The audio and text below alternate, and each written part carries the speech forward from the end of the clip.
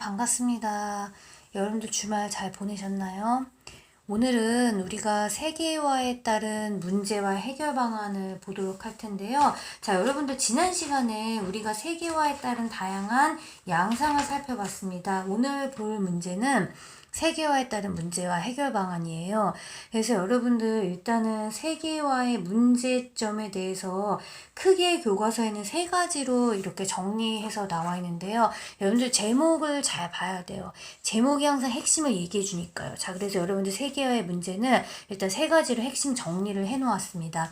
우리가 지난 시간에 봤듯이 세계화로 인해서 다국적 기업의 활동이 활발해졌다. 그럼 여러분들 잘 생각해 보세요. 우리가 개발도상국은 이제 다국적 기업의 활동으로 인해서 다국적 기업이 들어오게 되면은 공장이 생기고 제품 생산과 함께 고용이 창출되니까 경제 발전의 기회도 갖게 되고 또 국가 간에 이런 교류가 많아지면은 아무래도 여러 문화를 접할 수 있는 그런 긍정적인 역할을 하기도 하겠지만 이제는 우리가 오늘 배울 거는 문제점들이에요. 그래서 여러분들 3가지 문제점을 정리를 해서 한번 우리가 보도록 하겠는데요. 첫 번째는 무엇이냐? 국가 간 빈부격차가 심화된다.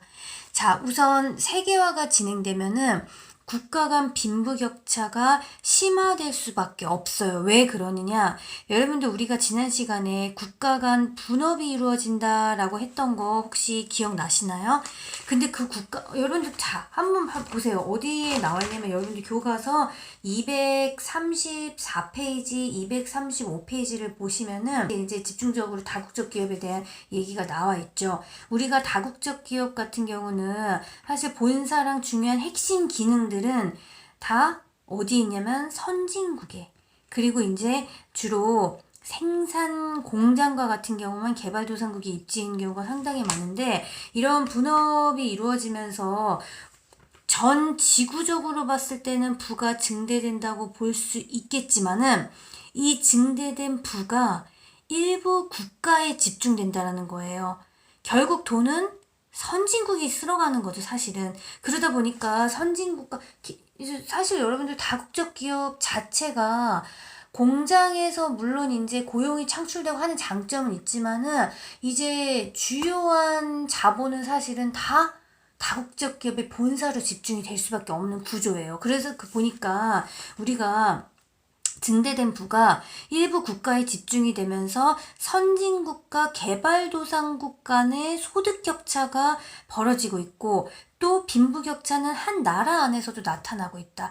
그렇죠. 여러분들 우리나라도 경제가 발전되면서 이제 우리는 풍요로워졌어요. 하지만 그 안에서도 빈부격차가 생기듯이 개발도상국도 마찬가지란 얘기예요. 선진국과 개발도상국 간의 빈부격차가 커지고 있고, 또 개발국가 안에서도 그 격차는 점점 커지고 있다. 그래서 여러분들 우리가 최근에 기생충이라는 영화가 뭐 상도 많이 타고 그렇게 세계적으로 각광을 받고 공감을 할 수밖에 없었던 거는 이 기생충이라는 영화 자체가 빈부격차를 다루고 있는데, 이 빈부격차는 우리나라는 빈부격차가 없다라고 하는 나라가 없을 정도로 모든 나라들이 다 공감하고 있는 문제 중에 하나라는 거죠. 그래서 이제 국가 간의 빈부격차, 또 개별국가 안에서의 그런 격차. 자, 그 다음에 이제 2번째는 문화의 획일화입니다. 세계화가 가속화되면은 이제 우리가 문화도 굉장히 이제 이 상품화돼서 수출하는 게 가속화되고 있는데,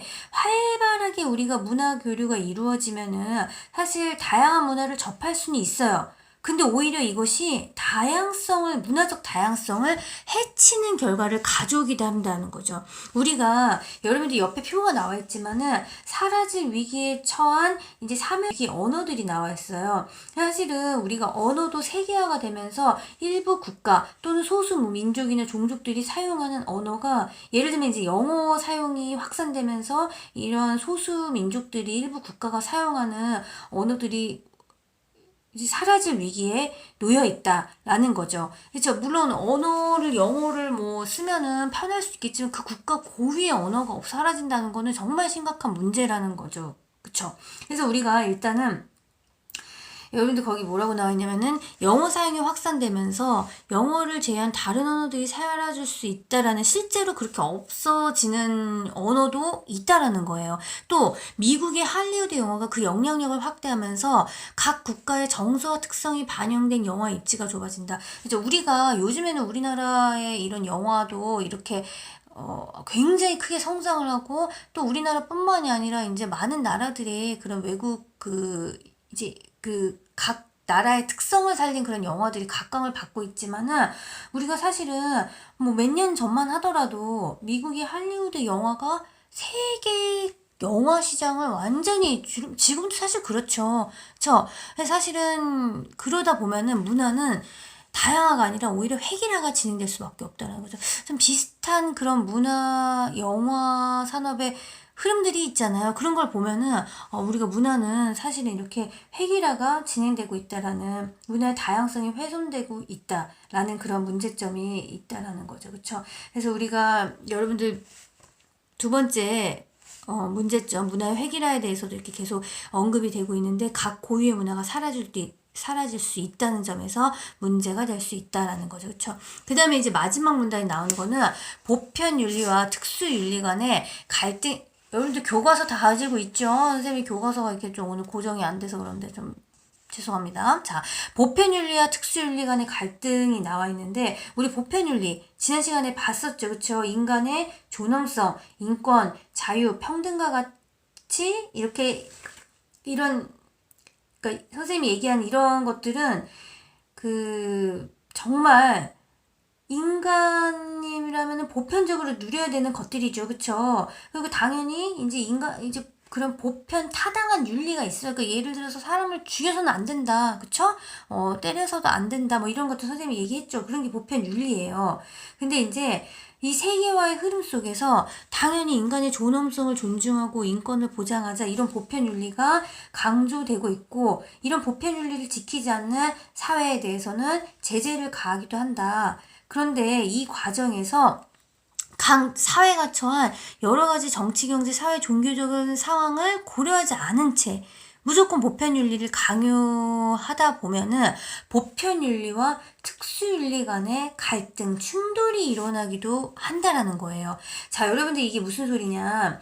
이제 예를 들자면은 우리가 국제적인 차원에서 개발도상국에 대한 원조 또는 난민을 포함한 국가 간의 이민자 문제를 해결하는 과정에서 이 세계 시민으로서의 인권, 자유와 같은 보편적인 가치를 중시해야 된다. 이런 입장이 있을 수 있겠죠. 이건 보편 윤리를 강조하는 입장이겠죠. 하지만 아니다. 특정 국가의 주권이나 그 나라 자국 시민의 복지를 우선해야 한다. 라는 특수 윤리의 입장이 있을 수도 있다. 그게 충돌할 수도 있다라는 거예요. 그 뭐가 사실은 정답이 있는 것이 아니기 때문에, 왜냐면 자국의 국민도 중요한 건 맞죠. 하지만 우리가 보편윤리의 입장에서 봤을 때 난민들도 우리나라도 벌써 이 문제점에 대해서 갈등이 일고 시위를 반대 시위, 찬성 시위, 난민들에 대해서 받아들일 것이냐 말 것이냐에 대해서 보편윤리의 입장에서 본다면은 당연히 우리가 개발도상국에 대해서 원조하고 난민에 대한 어떤 문제점을 우리가 해결하는데 앞장서야 되고 받아들여야 된다라는 거죠. 하지만 특수윤리, 우리 자국의 시민들의 입장을 생각했을 때는 우리가 먼저다라는 거죠. 근데 사실 이거는 뭐가 옳고 그르다라고 보기가, 어디에 중점을 두느냐가 이제 초점에 맞춰져 있기 때문에, 이제 여러분들이 한번 이렇게 세계화를 둘러싼 사실 쟁점은 이렇게 다양해요. 오늘 배운 것처럼 여러분들 237페이지에도 바로 세계화를 둘러싼 중점에 대해서 나와 있습니다. 그래서 여러분들 선생님이 이렇게 오늘은 중간에 수행평가 과제를 줄 건데요. 자, 여러분들 수행평가 이번 주도 마찬가지로 실시간 쪽지 발송은 없어요. 그런데 이제 여러분들이 지금 이번 주에 작성을 해서 등교 계약한 다음에 바로 선생님한테 제출할 거예요. 선생님이 이메일로 원래는 중간중간에 받을 거지만 여러분들 할 거잖아요. 그쵸? 선생님 굳이 따로 안 받고 어차피 등교 계약 이후에 거둘 거기 때문에, 자, 계약하자마자 사회 첫 시간에 선생님한테 제출하도록 할 건데요. 그럼 오늘 수행평가 주제는 무엇이냐? 자, 여러분들 우리가 이제 그 쟁점들을 우리가 봤어요. 자, 근데 우리가 이제 그 쟁점들이라는 거는 이제 우리가 세계화의 문제점들에 대해서 이제 봤는데, 여러분들이 이제 예를 들자면은 세 가지 쟁점들에 대해서 얘가 아니라 그냥 세 가지 쟁점. 자, 첫 번째, 다국적 기업의 투자가 개발도상국의 경제 발전에 기여하는가? 이게 하나의 쟁점이에요. 그럼 여러분들은 이 쟁점에 대해서 주장을 씁니다. 예를 들어서 뭐 다국적 기업의 투자가 개발도상국의 경제 발전에 기여한다. 아닌 사람들은 다국적 기업의 투자가 개발도상국의 문제를 야기한다. 예를 들면 이렇게 주장을 쓰겠죠. 끝? 아니겠죠. 여러분들이 그렇게 생각하는 주장에 대한 근거를 여러분들이 써야겠죠. 그쵸? 여러분들 항상 내 주장이 있으면 그에 대한 근거가 있어야겠죠. 그러면 여러분들이 다국적 기업의 투자가 개발도상국의 경제 발전에 기여한다, 아니다에 대한 주장을 확실히 쓰고, 그리고 그에 대한 근거를 여러분들이 써보는 거예요. 자, 이게 첫 번째예요. 자, 그 다음에 두 번째 쟁점은 뭐냐? 세계화는 문화의 다양성을 확산시키는가? 문화의 획일화를 가속화하는가? 그럼 여러분들이 마찬가지로 이 쟁점에 대해서도 문화의 다양성을 확산시킨다. 문화의 획일화를 가속화시킨다. 이런 주장을 여러분들이 선택을 하시고 그에 대한 근거를 여러분들이 생각하는 근거를 제시를 하십니다. 자, 그 다음에 세 번째, 보편윤리를 중시해야 하는가, 특수윤리를 중시해야 하는가? 이것도 마찬가지로 여러분들이 보편윤리를 중시해야 된다. 특수윤리를 중시해야 한다. 이런 식으로 여러분들의 주장과 그에 대한 근거를 쓰시고요. 자, 여러분들 교과서를 내용을 충분히 좀 읽어보시고 다시 한번 그 세 가지 쟁점에 대해서 여러분들의 생각하는 주장, 그에 대한 근거 세 가지예요. 세 가지. 그래서 여러분들 이거 마찬가지로 등교 계약 이후에 제출하도록 하고요. 여러분들 조금 어렵게 느껴질 수 있겠지만 여러분들이 자꾸 자신의 생각을 써보고 그에 대한 논거를 제시하는 훈련을 하는 것은 여러분들 나중에 취업을 할 때 또는 이제 뭐 여러분들 학업을 이어나갈 때 논술도 볼 수도 있고 또 여러분들 면접을 볼 수도 있으니까 굉장히 많이 도움이 될 거예요. 그래서 여러분들 꼭 요 세 가지 쟁점에 대해서 한번 써보도록 하겠고요. 자, 그럼 오늘은 자 이어서 세계화에 따른 문제 해결을 우리가 보도록 하겠습니다. 자, 여러분들 교과서는 238페이지. 자, 우리가 세계화에 따른 문제 해결은 사실은 뭐 쉽지는 않아요. 근데 우리가 이런 빈부격차 문제를 해결하려면은 사실은 모든 그런 국가의 경제적 상황을 고려하는 방향으로 진행되어야 된다? 너무나 당연하죠. 그쵸? 그래서 우리가 최근 들어서는 개발도상국가, 선진국 간의 이런 경제적 불평등을 해결하기 위해서 다양한 국제기구와 지역경제협력체가 조성돼서 지역 간 경제협력이 사실 이루어지고 있는데 이제 여러분들 세 번째 줄에 나와 있죠. 세계 각국은 자국에 적합한 성장 동력을 발굴하여 자유경쟁의 흐름에 적절하게 대처해야 된다. 우리가 자유경쟁이라는 거는 이제 막을 수 없는 흐름이에요. 우리가 이제는 자국의 산업망을 보호하는 보호무역의 시대는 이제 지났어요. 우리 세계화는 어쩔 수 없는 시대적인 흐름이에요. 그렇다면 우리가 이 자유경쟁의 흐름 속에서 각 나라에 적합한 그런 성장 동력을 발굴해서 바로 성장을 끌어올리는 게 필요하다라는 거죠. 그쵸? 쉽진 않겠지만 우리가 이런 노력이 필요하고 아까 얘기했듯이 이제 최근 들어서는 다양한 국제기구 지역경제협력체가 조성되면서 지역 간 경제협력이 이루어지고 있기도 하다라는 거. 자, 그 다음에 두 번째 문단을 보시면은 이제 이거는 아까 전에 이제 문화획일화에 대한 대응. 첫 번째 문단은 국가 간 빈부격차의 해결에 따른 그런 국가 간 빈부격차를 어떻게 해결할 것인가를 봤다면은 두 번째 문단은 문화의 획일화에 대해서 어떻게 대응할 것인가라는 거예요. 자, 우리가 사실 우리나라 노래가사 그리고 우리나라 여러분들 다니다 보면은 간판에서 사실은 한국어 대신 외국어의 비중이 진짜 많아요. 근데 우리가 세계화에 따라서 무비판적으로 이런 외부 문화를 유입하는 거는 문화의 정체성을 약화시키는 요인이다. 여러분들 여기서 정체성이라는 거는 자신의 성질을 갖는 독립적인 존재를 원래 의미하는 거예요. 여기서 정체성이라는 거는 여러분들 막혀있다는 그 정체의 의미가 아니에요. 여기서는 발을정, 형상할 때 채자예요. 그러니까 이제 어떤 그 고유의 특성, 자신의 성질, 그런 고유의 특성, 뭐, 이런 것들을 여러분들이 이제 좀 떠올리시면 되겠는데요. 여러분들 사실 문화의 획일화에 대해서는 우리가 가장 중요한 태도는 자국 문화의 정체성을 고유한 어떤 성질을 유지하면서 외래 문화도 능동적으로 수용하는 자세가 필요하다라는 거죠. 그래서 우리가 가장 우리에게 필요한 자세는 바로 이러한 자세가 되겠다. 그래서 여러분들 앞에서 문화 파트 할 때도 우리가 우리 문화의 정체성을 지키면서도 우리가 외래 문화를 어떻게 능동적으로 수용하고 그걸 결합시켰나 뭐 여러 가지 예시를 우리가 봤으니까 참고를 하시면 되겠고요. 세 번째 문단을 보시면 이제 뭐가 나와 있냐면 우리가 아까 전에 이제 보편윤리와 특수윤리 간의 갈등에 대해서 나와 있는데 이 갈등에 대해서는 우리가 어떻게 대처를 해야 되느냐? 사실은 보편윤리도 중요하고 특수윤리도 중요해요. 그러면 우리가 보편윤리를 존중하면서 특수윤리를 성찰할 수밖에 없다라는 거죠. 여러분들 그 얘기가 세 번째 문단에 나와 있어요. 그래서 우리 인류가 정말 공통적으로 생각해야 될, 중시해야 될 보편윤리를 존중하면서도 각 사회의 특수윤리를 성찰해야 된다라는 것이 이제 여러분들 우리가 앞서 봤던 그 문제점에 대한 해결 방안인데요.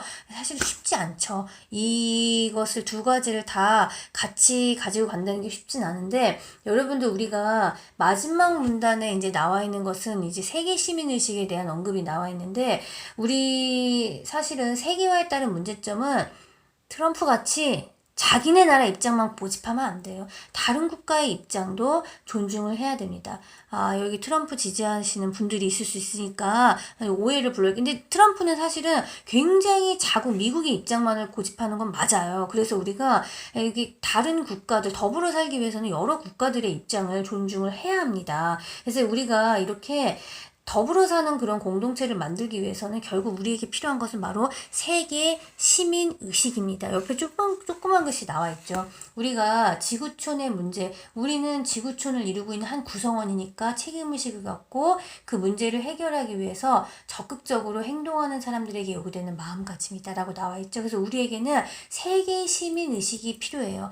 저기 멀리서 난민들의 문제는 나와 무관한 문제가 아니라는 거예요.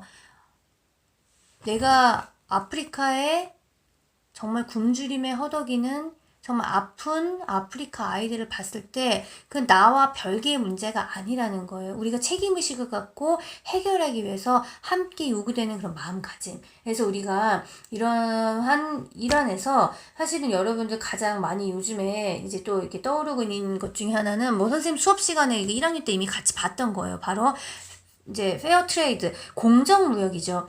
여러분들 우리가 선진국가 개발도상국 간에는 무역 구조 자체가 불공정할 수밖에 없어요.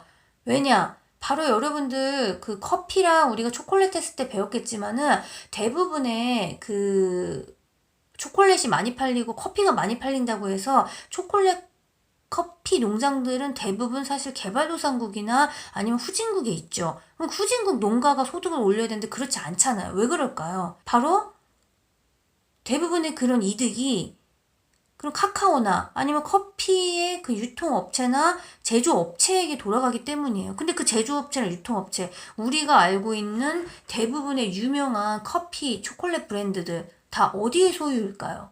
그렇죠. 선진국이에요. 그래서 사실은 유럽이라든지 아니면 미국이라든지 이런 선진국들이 대부분 소유하고 있으니까 부가 다 글로 가는 거예요. 그럼 결국은 공정해요?